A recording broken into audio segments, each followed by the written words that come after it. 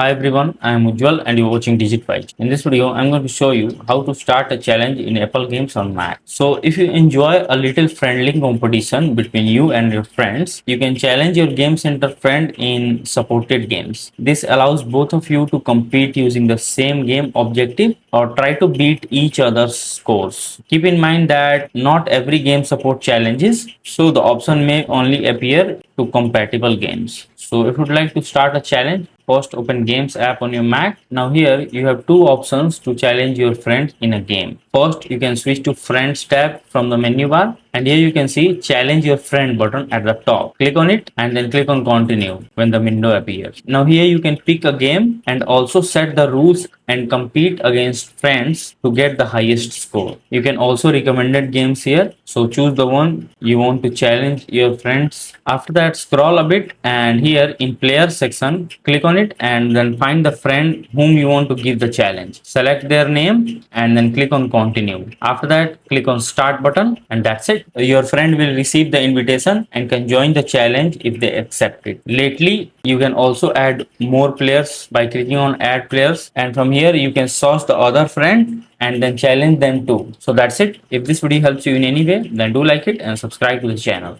Thanks for watching.